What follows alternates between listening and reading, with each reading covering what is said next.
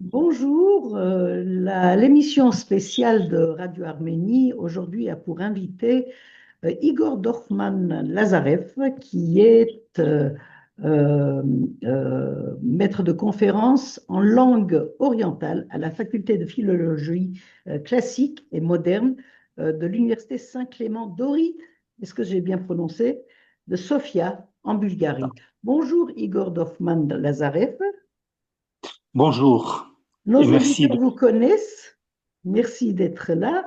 Nos auditeurs vous connaissent parce que nous avons déjà eu le plaisir de vous interviewer à propos de cette même thèse, mais peut-être dans un contexte différent, puisque vous étiez un des auteurs de ce livre collectif sur la guerre du Karabakh, euh, je pense un an après la fin de la guerre, c'est-à-dire en 21 ou 22, et vous étiez parmi nos invités et nous avons déjà abordé ce sujet. Et ce sujet est le suivant. En fait, donc, c'est à l'occasion de la parution d'un nouveau livre collectif. Est-ce que c'est un livre ou un travail collectif, en tout cas, qui s'intitule Karabakh, Nakhichevan et Azerbaïdjan en anglais, In Contemporary Geopolitical Conflicts, dans les conflits géopolitiques contemporains. Aux éditions Brill en 2023, donc nous sommes un peu en retard euh, pour en parler. Vous êtes donc dans ce livre, vous êtes d'abord le coordinateur de ce livre collectif avec Hawitoun Khachadoulian, si je ne me trompe, qui devait être ici aujourd'hui, mais qui n'a pas pu, malgré sa bonne volonté. Et vous êtes l'auteur dans ce livre d'une étude importante, d'un grand volume, intitulée L'héritage de Staline. Je le dis en français puisque l'article et les articles sont en anglais. L'héritage de Staline dans les nations post-soviétiques et dans la genèse de l'extrémisme nationaliste en Azerbaïdjan. Voilà, donc c'est la traduction de votre article et vous faites une étude, j'allais dire, multidisciplinaire sur cette question de d'où vient le racisme anti-arménien, l'hostilité envers l'Arménie et les Arméniens en Azerbaïdjan, qui est devenue aujourd'hui et c'est moi qui le dis, une doctrine d'État en Azerbaïdjan, pas seulement de ce gouvernement, mais des différents gouvernements passés, voire même probablement futurs. Alors moi, je voudrais commencer cet entretien, Igor Dorfman-Lazarev, par un état des lieux, si vous voulez bien, que je vais vous demander d'établir, des manifestations récentes du nationalisme agressif de l'Azerbaïdjan dans le domaine de l'héritage culturel en particulier, c'est-à-dire les destructions et les appropriations des monuments arméniens en Azerbaïdjan. Oui, c'est une question très grave, évidemment. Et donc, il s'agit de la menace qui pèse sur l'ensemble des monuments euh, d'origine arménienne, c'est-à-dire des monuments arméniens, sur le territoire du Karabakh, comme d'ailleurs sur le territoire de l'Azerbaïdjan hors du Karabakh. Mais là, la plupart des monuments ont été détruits ou effacés. Euh, en Karabakh, nous ne connaissons pas la situation actuelle, mais d'une manière exacte. Donc,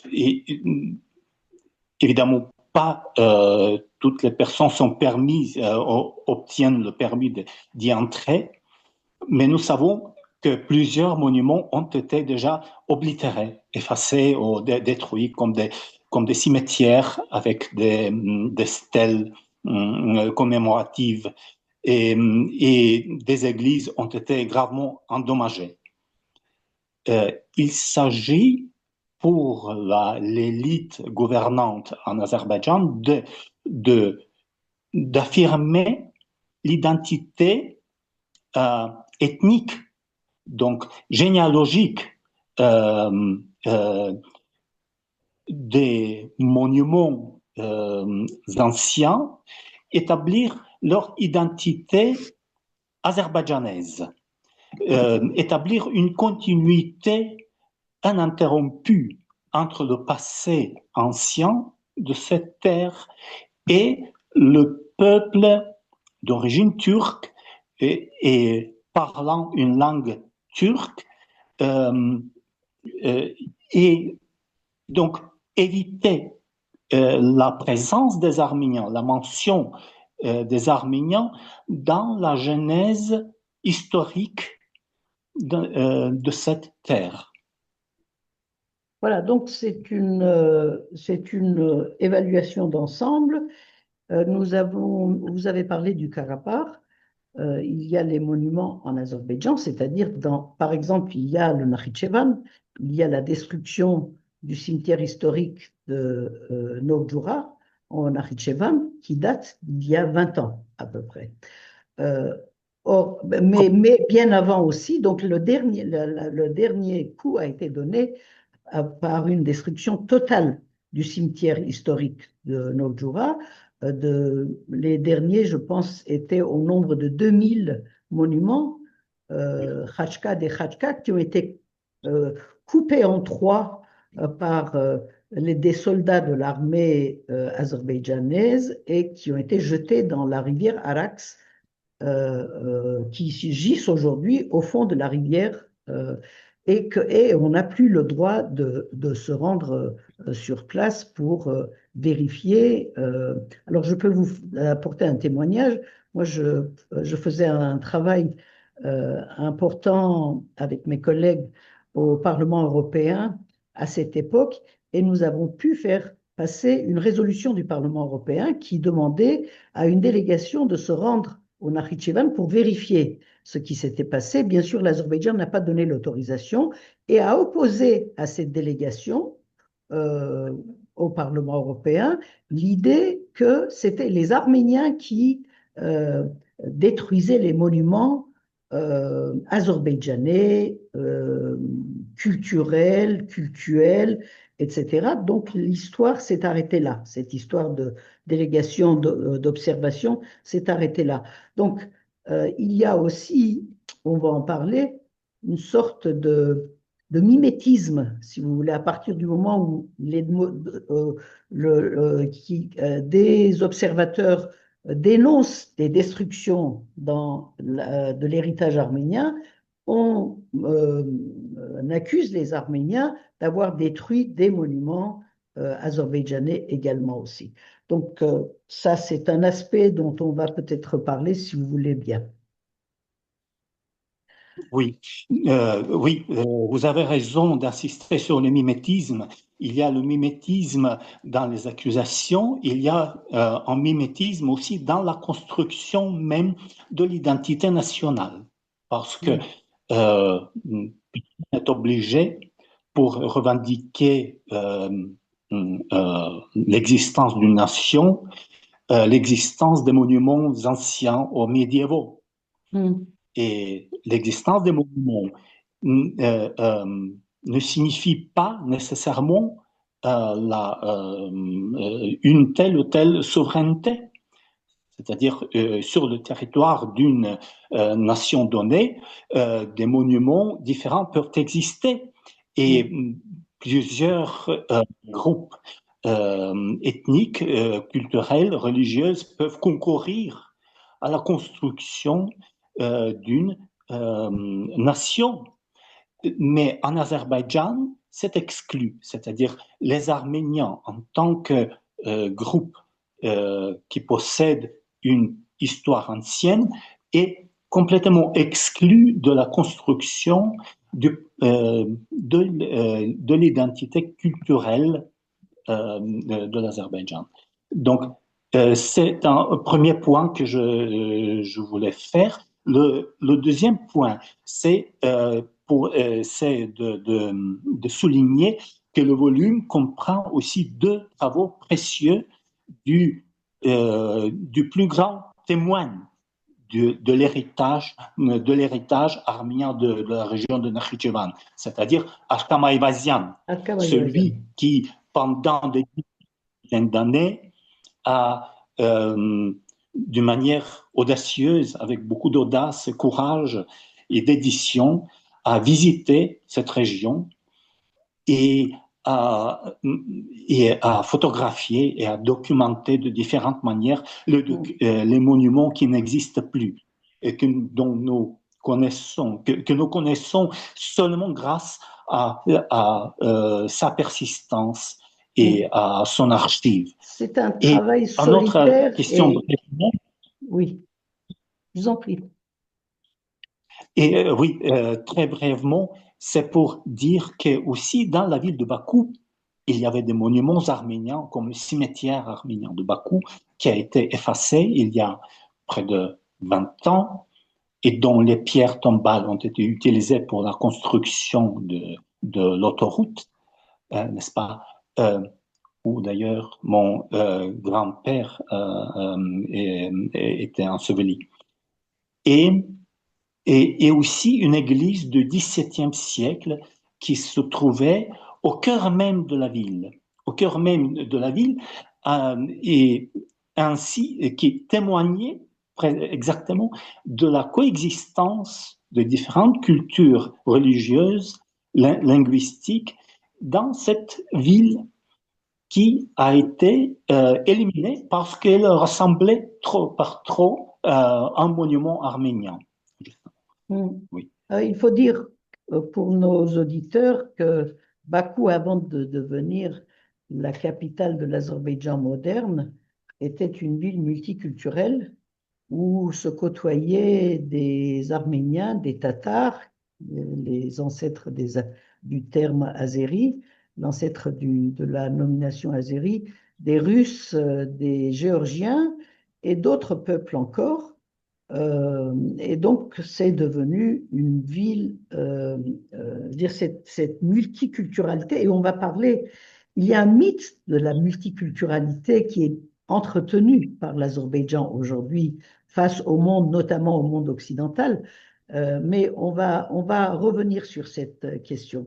Alors, Igor Dorfman-Lazarev, donc, vous êtes allé chercher très loin les origines de cette hostilité institutionnelle de l'Azerbaïdjan envers l'Arménie et les Arméniens. Alors, et vous nous dites que, dans votre article, que cette hostilité trouve ses racines dans l'idéologie des jeunes Turcs, à la fois, et dans la politique soviétique des nationalités. Expliquez-nous, s'il vous plaît, comment vous êtes arrivé à cette conclusion, qui n'est pas une conclusion d'ailleurs, c'est une recherche, en fait. Oui, tout à fait. Il s'agit pour les idéologues azerbaïdjanais contemporains de combiner, d'une part, l'identité turque du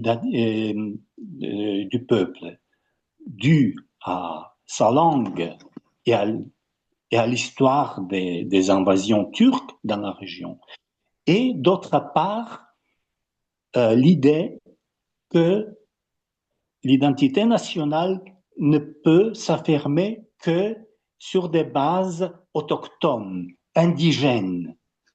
Et ce mythe des origines indigènes sur le territoire donné est un mythe qui s'est consolidé à partir de l'époque stalinienne.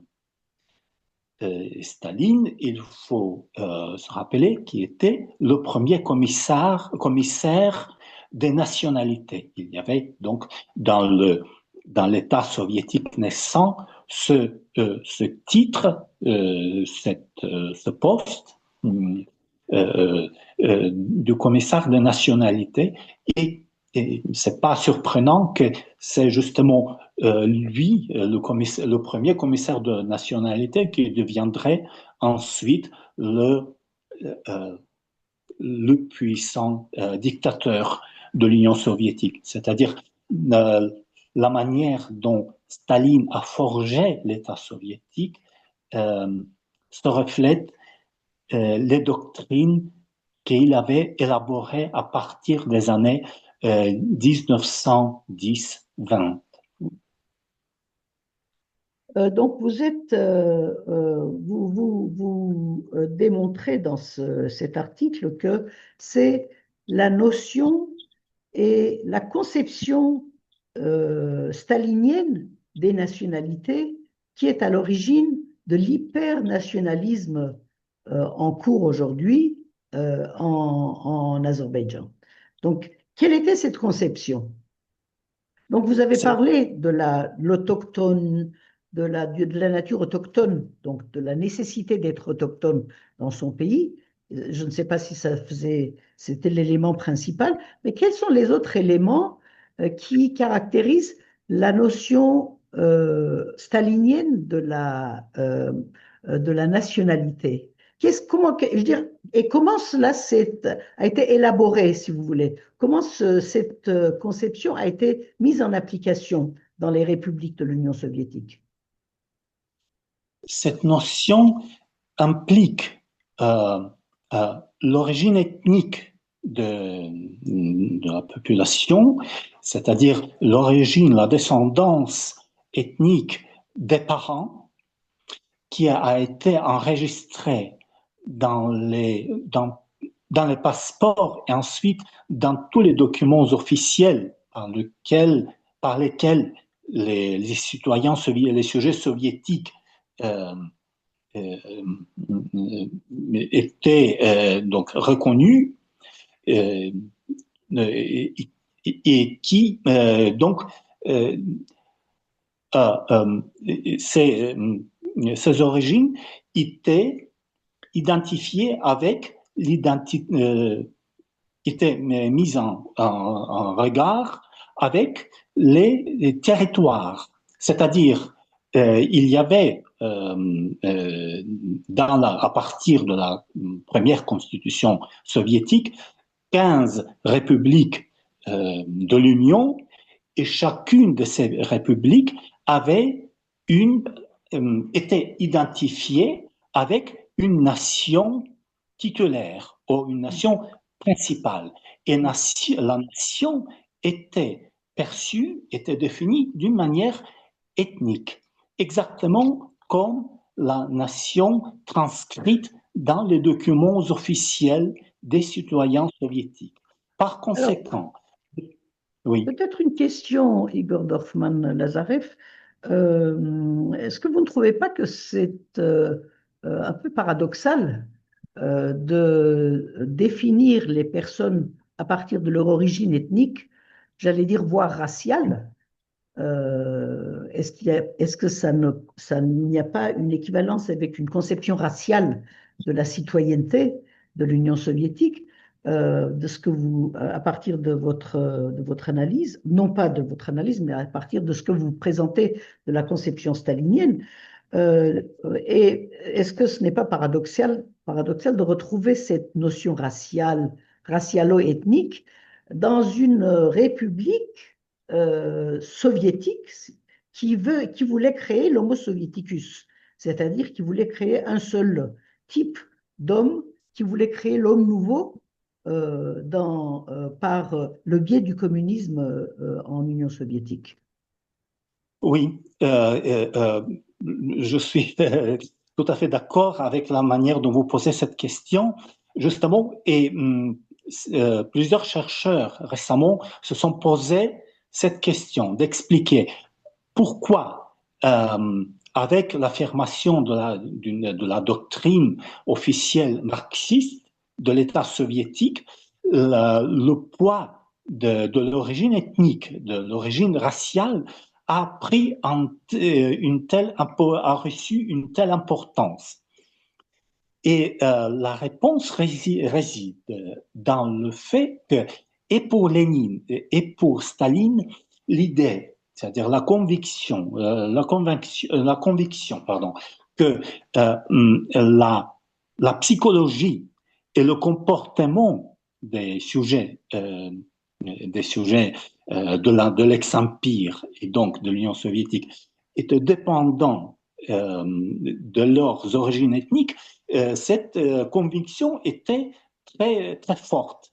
Donc, ils devaient par conséquent élaborer une synthèse entre, entre la reconnaissance de ses origines et donc de l'octroi des droits au développement de l'histoire, de l'étude de la culture, de l'ethnographie, des arts, de la cuisine de ces groupes ethniques et l'affirmation de la doctrine marxiste. Par conséquent, les deux, donc l'origine ethnique et le développement révolutionnaire économique et social ont été mis en lien. Et pour Staline en particulier, un grand rôle dans la doctrine de Staline, un grand rôle important a été joué par un linguiste, un philologue, Nikolai Marr, dont qui on parle était né. beaucoup en Arménie. Oui, à On entend beaucoup Justique. des découvertes de Nikolai Marr en Arménie. Je Oui, pense qu'il y a des découvertes archéologiques qui lui sont aussi ethnographiques et archéologiques qui lui sont attribuées, je crois. oui, il a conduit des fouilles à Nîmes Annie, et, voilà. et il a publié plusieurs textes arméniens, géorgiens et autres. Il connaissait plusieurs langues du Caucase. Il était un philologue très doué. Mais donc il y avait aussi une ambition politique et donc qui a été dévoyée complètement à partir de la fin des années 20 dans l'Union soviétique et donc qui prétendait dans ses écrits que le développement autochtone, indigène d'un territoire, l'économie, l'ordre social d'un territoire détermine le développement linguistique et le développement culturel. Mhm. En évacuant, c'est-à-dire en mettant, en, en méconnaissant l'importance des invasions et de l'existence des groupes d'origine différentes sur le territoire donné. C'était la vision de Marr qui a été adoptée et développée, évidemment, d'une manière particulière par Staline lui-même. C'est-à-dire, Marr est mort en 1934, mais Staline, dans les dernières années de la vie de Marr, Staline n'était plus dépendant des écrits de Marr. Il affirmait, il poursuivait le, oui, la définition de sa doctrine idéologique d'une manière indépendante, comme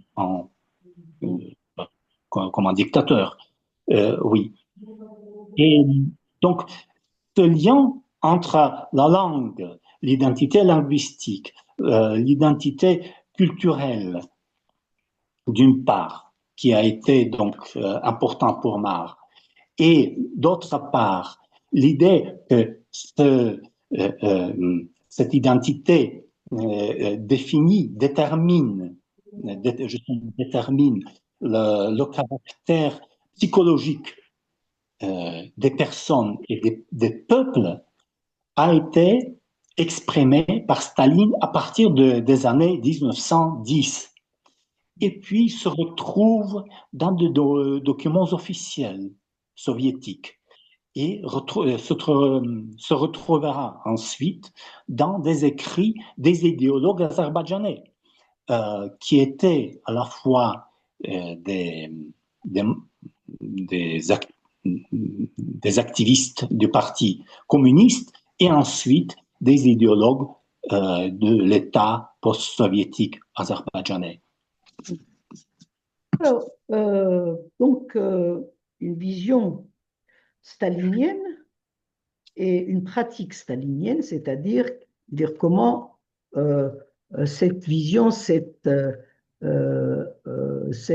appliquée dans la vie culturelle, en tout cas dans les tendances qui ont été protégées et qui ont été encouragées par l'État soviétique dans chacune des républiques. Et moi, je voulais revenir à l'Azerbaïdjan soviétique. Il y a eu tout de même une certaine évolution dans la constitution, en tout cas dans la construction de l'ethnos azerbaïdjanais. Dans un premier temps, il y avait des questions d'appellation. Par exemple, le nom du peuple n'était pas clair, n'était pas défini. Le nom azerbaïdjanais a été institutionnalisé dans les années 30.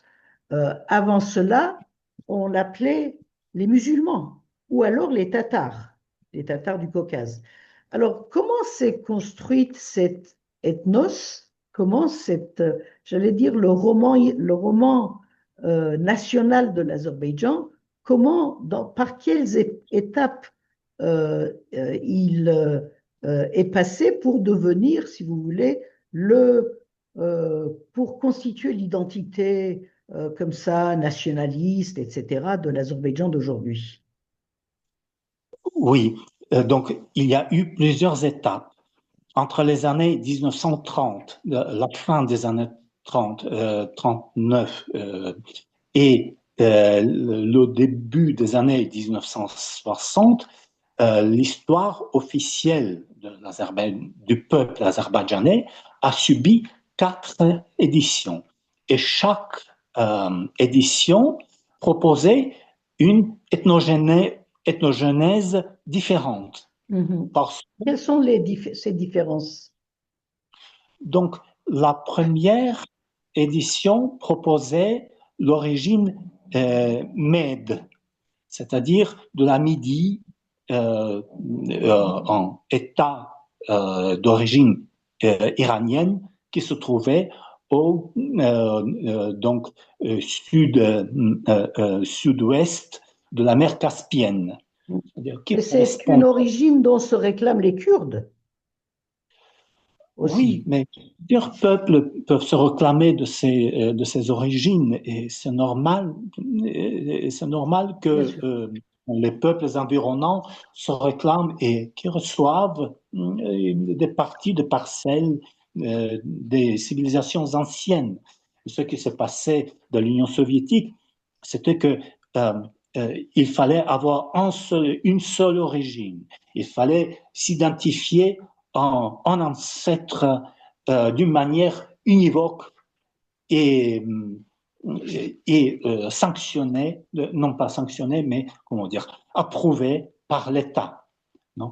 Et donc, par exemple, dans l'introduction à la première édition, il est écrit que il y a plusieurs théories de l'origine des Azerbaïdjanais, mais l'unique théorie qui est correcte est celle qui est exprimée par camarade Staline, qui identifie les ancêtres des Azerbaïdjanais avec les Mèdes. Et par conséquent, c'était la doctrine qui devait être enseignée dans les écoles, propagée dans les musées, proposée aux visiteurs, etc. Donc, là, toute la possibilité d'exprimer des opinions différentes qui existaient au début du siècle et dans les études a été complètement bannie et a été écartée, oui. Deuxième hypothèse. Et il y avait aussi d'autres hypothèses qui officielles, dans des peuples mentionnés chez les historiens grecs, et géographes grecs de l'Antiquité. il y avait une théorie qui identifiait les Azerbaïdjanais avec les civilisations de l'Orient ancien, par exemple avec les Sumériens, puisque la langue et la provenance des Sumères est énigmatique, et donc on pouvait utiliser ce lieu qui n'est pas occupé, qui n'est pas ni indo-européen ni sémitique, pour se réclamer de cet héritage et pour insister que donc cette civilisation ancienne s'incarne, pour ainsi dire, dans le peuple azerbaïdjanais moderne et contemporain. Vous voulez dire que c'est la deuxième théorie qui a été enseignée? C'était la doctrine qui a été propagée dans les années 1970-80, par exemple. Donc des Sumériens. Oui, oui. On la retrouve chez un écrivain qui, au milieu des années 80, qui s'appelait Sumbatzadeh.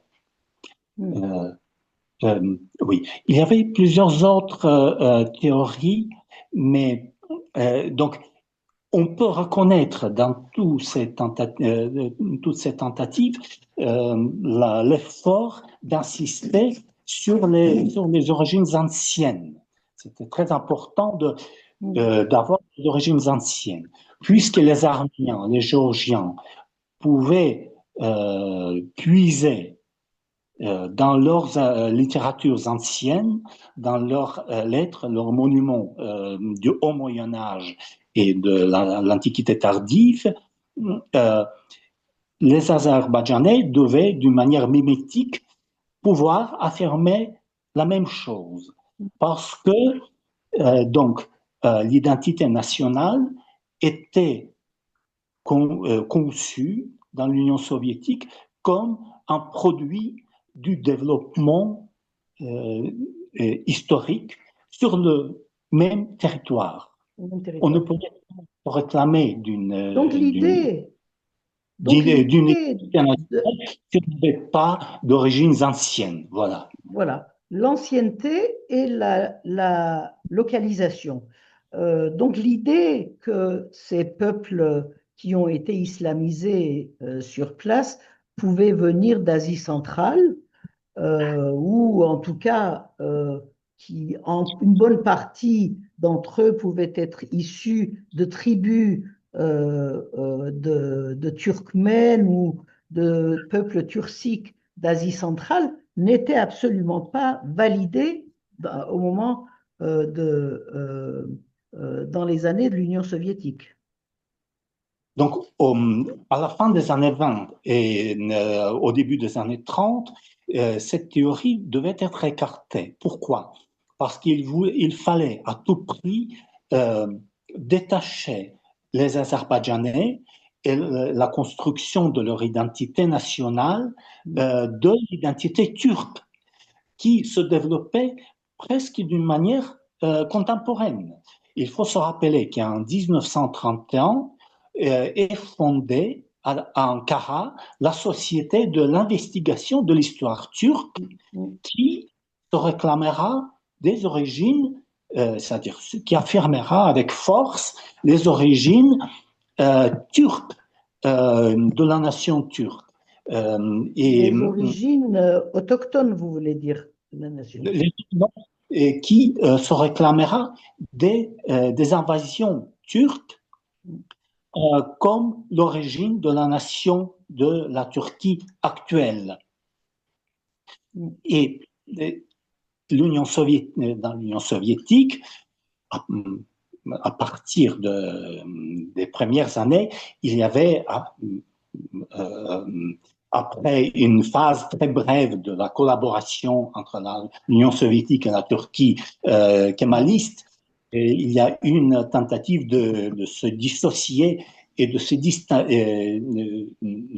détacher et surtout de protéger, c'est-à-dire de ne pas permettre que la Turquie puisse influencer et puisse s'identifier avec une république de l'Union soviétique. Et dans l'Union soviétique, il y avait plusieurs républiques turques, d'origine turque. Donc, par conséquent, la Turquie représentait une vraie menace, un vrai danger pour la constitution de l'État soviétique. Il fallait donc Dissocié. forger des identités distinctes pour chacune de ces républiques. Alors, vous avez parlé donc des différentes hypothèses qui ont été officialisées ou des hypothèses officielles qui ont été enseignées et en tout cas diffusées en Azerbaïdjan. On a parlé des Mèdes comme ancêtres des Azerbaïdjans. Ensuite, on a parlé des Sumériens comme ancêtres des Azerbaïdjanais. Quelles sont les autres hypothèses? Il y avait des hypothèses concernant les peuples de la mer Caspienne, des Lulubiens, des Acadiens, et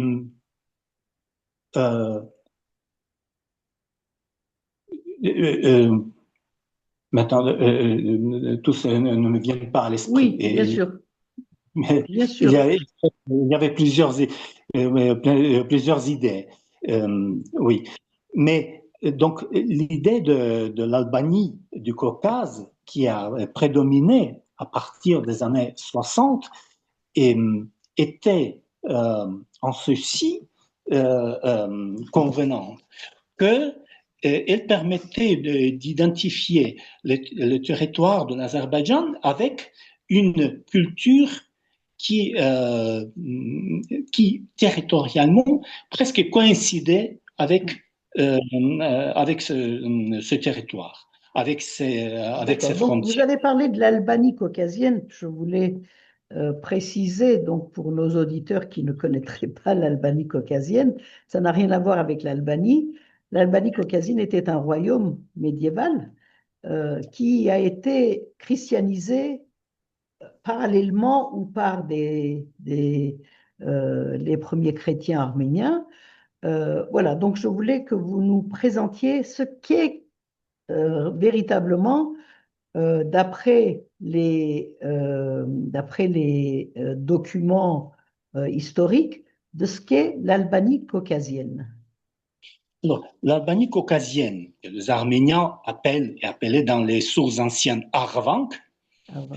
euh, était un royaume limitrophe de l'Arménie et de la Géorgie qui était centré, c'est-à-dire avait son centre culturel dans euh, dans dans le bas courant du fleuve au Koura. Et ce royaume euh, euh, avait, donc selon des historiens anciens, était peuplé de dizaines de peuples, de groupes ethniques différents et avait probablement la langue dominante était l'albanien pour laquelle Mesrop Mashtoz, selon Kolyun, a inventé, a formé un autre alphabet. C'est-à-dire, après avoir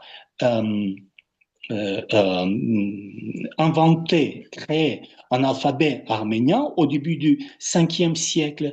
Il a inventé des alphabets pour les Géorgiens d'une part et pour les Albaniens de l'autre, parce que tous les trois étaient récemment devenus des royaumes chrétiens et avaient donc des liens culturels très étroits.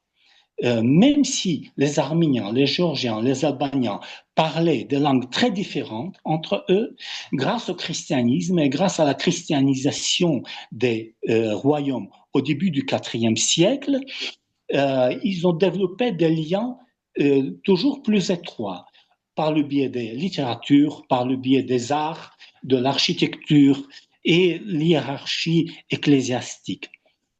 Et, donc, ce royaume, d'une part, donc il a reçu son alphabet et nous connaissons qu'il avait une écriture.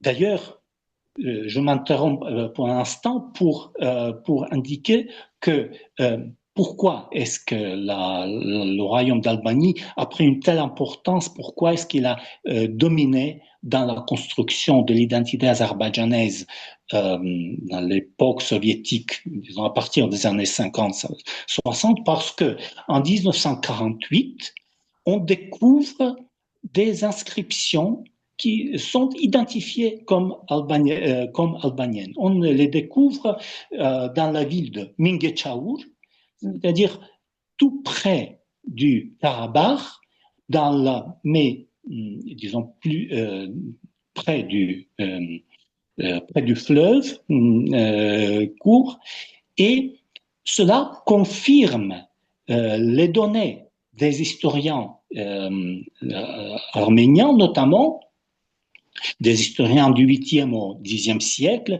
comme Movses Karankatvasi, que les Albaniens avaient une langue, avaient une culture distincte. Et donc, ça permet aux idéologues soviétiques de proposer une théorie qui sera plus convenable, parce que la Médie était largement située en dehors des frontières de l'Union soviétique. Et là, c'est à l'intérieur même du pays qu'on trouve les traces de cette civilisation. Qu'est devenu le royaume albanien? Le royaume albanien puisqu'il était largement situé dans les plaines dans les plaines caspiennes, il était le plus exposé aux invasions des différents peuples qui sont arrivés dans le Caucase à partir du Haut Moyen Âge. Et en particulier, l'Albanie, à partir du 8e siècle, est largement islamisée. Donc l'islam pénètre et s'installe en Albanie plus solidement qu'en Arménie et en Géorgie. Et par la suite, la langue albanienne, qui était une langue d'origine caucasienne, comme le géorgien, mais différente du géorgien, appartenant à un groupe différent que le géorgien, à la famille des langues caucasiennes, la langue albanienne s'est éteinte ou est devenue une langue parlée d'une minorité. Probablement d'une minorité. Aujourd'hui, nous pouvons affirmer que le peuple des Oudis, qui de nombre en quelques milliers de personnes, est lié, représente un lointain descendant de la langue albanienne ancienne. Mais c'est une autre question qu'on traitera par la suite.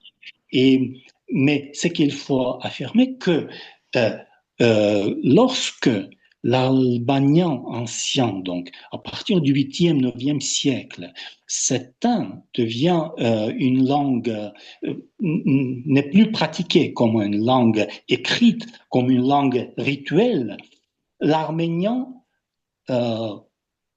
affirme sa prépondérance. L'arménien devient la langue de la culture chrétienne de l'Albanie. Et elle reste la langue des chrétiens du territoire de l'Azerbaïdjan, à la fois des Arméniens, ceux de l'origine arménienne et ceux de l'origine albanienne, jusqu'au XXe siècle. Alors, deux questions très courtes, Igor Dorfman-Lazarev. Que sont devenues ces minorités, des minorités chrétiennes et non chrétiennes de l'Azerbaïdjan à l'époque soviétique, et que sont-elles devenues après l'indépendance de l'Azerbaïdjan? Donc, évidemment, Quel a été dans le l'Union. traitement étatique de la question des minorités en Azerbaïdjan? Donc, le traitement des minorités a subi des changements très importants au milieu des années 30. Justement, avec l'affirmation de l'idée d'une identité, de l'identité nationale titulaire principale, l'Azerbaïdjan s'est identifié avec la population parlant la langue d'origine turque et qui était d'origine, c'est-à-dire qui professait l'islam. C'est-à-dire, dans l'Union soviétique, évidemment, les religions n'avaient pas de statut, n'avaient pas d'importance sociale, étaient réduites à une activité très insignifiante, mais qui était quand même d'une culture islamique. Et par conséquent, les institutions qui existaient, donc les institutions qui appartenaient aux autres populations de l'Azerbaïdjan, comme par exemple les Taliches, comme les Kurdes, et évidemment les Arméniens, mais aussi plusieurs autres, par exemple les Lezgins, ce qu'on appelle russe Lezgins, avaient leur station de radio, avaient leur musée, leur théâtre, leurs journaux. Et tout ça commence à des écoles et même des départements, c'est-à-dire des sections linguistiques dans l'université de Bakou. Et tout ça commence à se fermer parce que les groupes, parce que un groupe ethnique particulier se voit doté de privilèges extraordinaires parce qu'il est reconnu comme le groupe titulaire, la nation titulaire du territoire. Et par conséquent, donc les officiels, c'est-à-dire les administrations, les administrateurs, les gouverneurs, les administrateurs de l'Azerbaïdjan peuvent se permettre de fermer les institutions qui appartenaient, qui exprimaient des identités culturelles différentes. Ça s'est passé à quel moment de l'histoire de l'Azerbaïdjan soviétique? Les années 60? Au milieu des années 30. Au milieu des années 30 déjà, donc il y avait une prépondérance de ce qui s'est appelé plus tard les Azéris sur les autres minorités. Combien ils représentaient les turcophones musulmans par rapport au reste de la population, par rapport à ce qu'on appelle les minorités en Azerbaïdjan dans ces années-là? Ils étaient plus ou moins la moitié de la population de la République, mais au milieu des années 30, d'une part, donc la Constitution proclame l'identité des républiques, d'autre part, il proclame, c'est-à-dire, il faut dire comme suit, que l'identité nationale avait deux aspects. Deux aspects. D'une part, un aspect territorial, d'autre part, aspect individuel. L'aspect, c'est-à-dire l'identité nationale, a été transcrite dans les passeports et le système des passeports obligatoires est instauré justement au milieu des années 30. Et si je ne me trompe pas, c'est 36. Et ça durait plus ou moins un an. Et à partir de ce moment-là, le passeport devient un document obligatoire et omniprésent. Et il faut avoir à l'esprit que il ne s'agissait pas seulement des passeports comme des cartes d'identité, mais il s'agissait aussi des notes qui apparaissaient dans tous les documents, dans le lieu de travail, dans le lieu des études, dans le lieu de domicile, partout. Cette note, ce paragraphe indiquant l'origine ethnique des personnes a été transcrit. Et à partir de 36, 37, on ne pouvait plus déclarer. Il ne suffisait plus déclarer le propre origine. Il devait être confirmé par la descendance, par l'origine ethnique des propres parents. C'est-à-dire, voilà. Et donc, pour résumer, l'identité individuelle et l'identité territoriale se sont confluées, se sont combinées. Et les groupes qui n'appartenaient pas, qui n'avaient pas leur territoire, se sont évanouis, c'est-à-dire ils sont restés dans des situations très défavorables. Et, oui. Voilà, donc pour résumer, on peut dire que lorsque la République socialiste soviétique de l'Azerbaïdjan pouvait assimiler, en tout cas faire perdre son identité à une minorité, tout allait bien. Lorsque cette identité se confirmait, s'affirmait, comme ça a été le cas du Karabakh, c'était un problème. Donc, il fallait utiliser d'autres moyens pour cela. Moi, je voulais revenir à l'historiographie de l'Azerbaïdjan.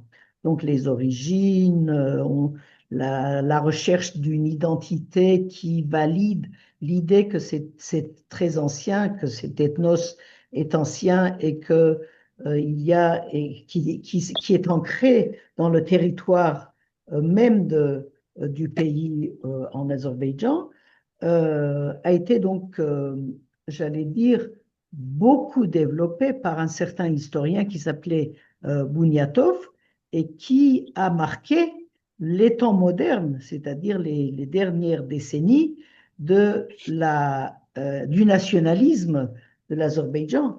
Bouniatov, quelle était sa théorie et quelles sont les conséquences des théories de Bouniatov aujourd'hui dans l'état actuel des choses où on voit cette haine raciste pratiquement des Arméniens qui se propage au plus haut niveau de l'État et qui se propage dans toute la société azerbaïdjanaise et qui fait partie aussi pratiquement de l'enseignement de l'Azerbaïdjan, dans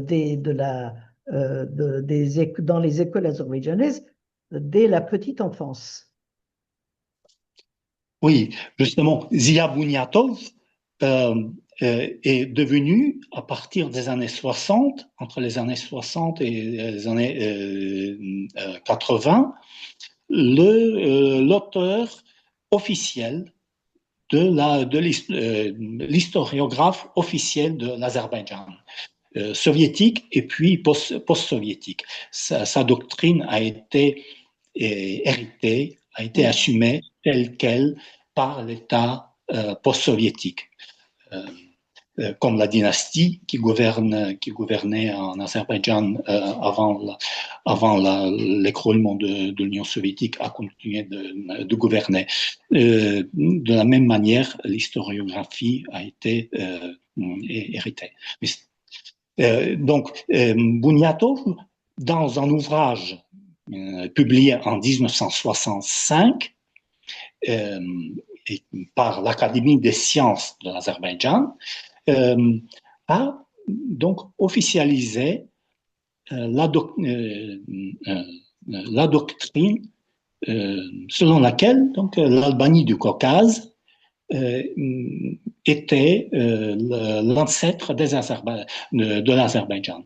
Et c'est-à-dire tous les monuments qui se trouvent sur le territoire de l'Azerbaïdjan qui ne sont pas des monuments turcs, sont des monuments albaniens donc et par azerbaïdjanais. conséquent, oui, par conséquent azerbaïdjanais.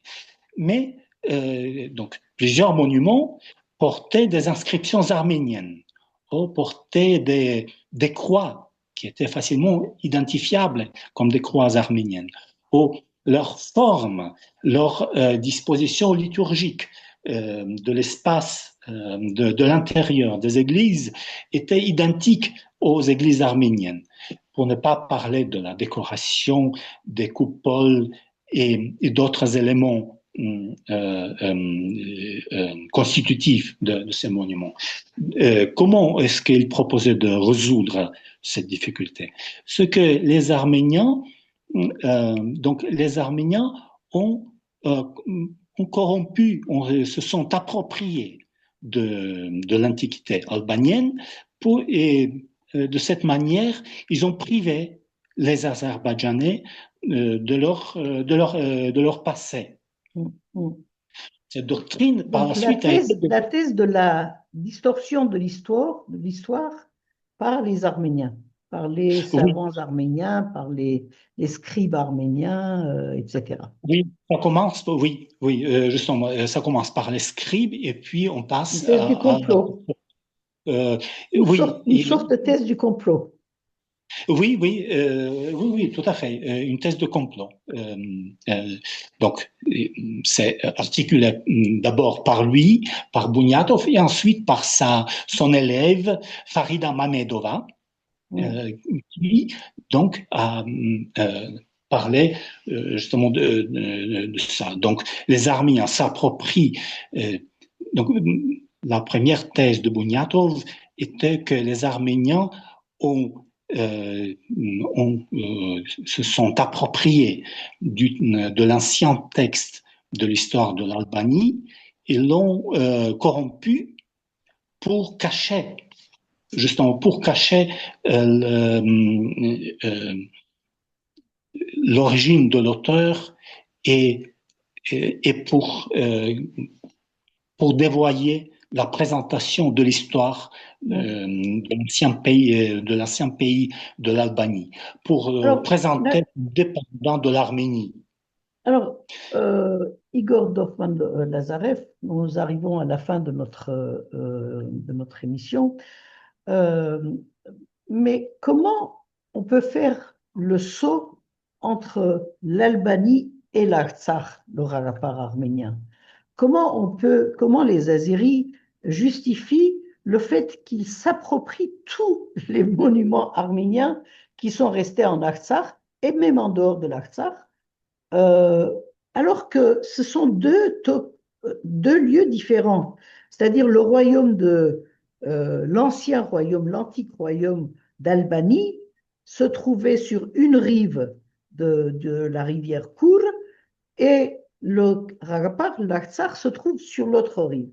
Comment on peut considérer, alors quelle est la base, j'allais dire, scientifique de cette hypothèse que tout ce qui est présenté par l'histoire, par les connaisseurs, par les scientifiques, etc., comme étant des monuments arméniens, sont en réalité des monuments albanais, et c'est cette thèse-là qui est aujourd'hui mise en avant par l'Azerbaïdjan pour la destruction et pour l'appropriation des monuments arméniens. Kanzasar est considéré comme Genceser en Azerbaïdjan, alors que ça ne se trouve même pas sur le territoire antique de l'Albanie ancienne, l'Albanie chrétienne. D'une part, parce que l'Albanie a contrôlé à des époques différentes des territoires se trouvant aussi sur la rive droite du fleuve Kour. D'autre part, parce que il y a eu cette identification entre le territoire d'une république et par la suite de l'État de l'Azerbaïdjan et l'Albanie ancienne. Par conséquent, tout l'héritage d'une une ancienne civilisation passe à la République, à l'État qui contrôle le territoire qui se trouve dans ses frontières. On identifie, et cette identification se trouve déjà dans les livres de Bunyatov, mais aussi dans les écrits de son maître, donc celui qui était son professeur, Zelikian Polski, qui publiait des articles dans l'encyclopédie ethnographique et archéologique à Moscou, où tout le territoire de l'Azerbaïdjan était identifié d'une manière automatique avec l'Albanie caucasienne. Moi, je voulais vous poser une dernière question.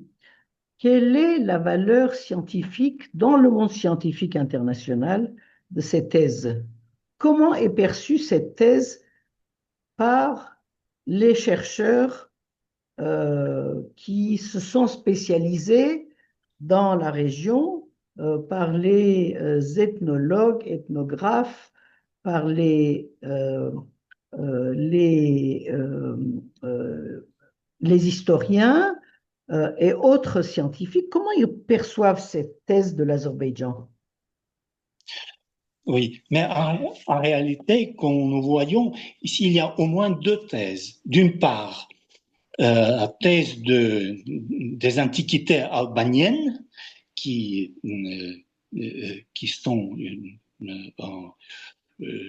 nous sont connues seulement d'une manière très fragmentaire, et d'autre part, l'identification des Azerbaïdjanais avec les Albaniens. Évidemment, la première thèse est, vous savez, qu'il y a une vingtaine d'années, 25 ans à peu près, on a découvert des textes albaniens.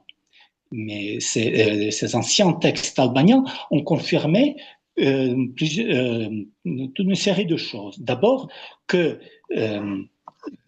disons, le récit de Koryoun et des historiens arméniens sur une langue, sur une troisième langue chrétienne, était une réalité, que cette langue, on a déchiffré certains textes et on a pu voir que les traductions albaniennes des textes bibliques dépendaient des pratiques qui s'étaient développées justement en arménien, et par conséquent on a pu confirmer la dépendance et le lien étroit qui existait entre l'Arménie chrétienne et l'Albanie chrétienne.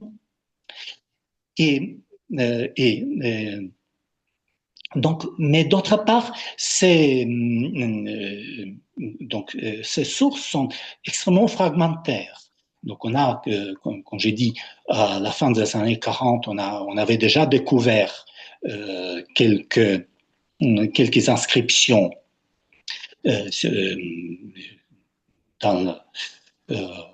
à Mingechaur. Puis on a découvert des manuscrits, et tout ça ensemble nous permet, ainsi que l'historiographie médiévale arménienne, en particulier Moses Garankatvatsi, Moïse de Garankatouik ou d'Askhuran, nous permet de reconstruire l'histoire de l'Albanie ancienne dans ses relations avec l'Arménie, la Géorgie et les autres voisins. Mais ça, donc c'est une théorie, c'est une vision, c'est une recherche qui continue, et on pourrait découvrir d'autres textes qui pourrons modifier le tableau que nous avons de ces territoires. Mais entre-temps, on peut dire que ce que les chercheurs ont trouvé est sur le terrain et dans les manuscrits confirme largement le récit qui nous ont transmis les historiens arméniens. Mais d'autre part, il y a une tentative de forger une nouvelle identité nationale, ethnique, raciale, qui exclut les Arméniens du passé de ces territoires.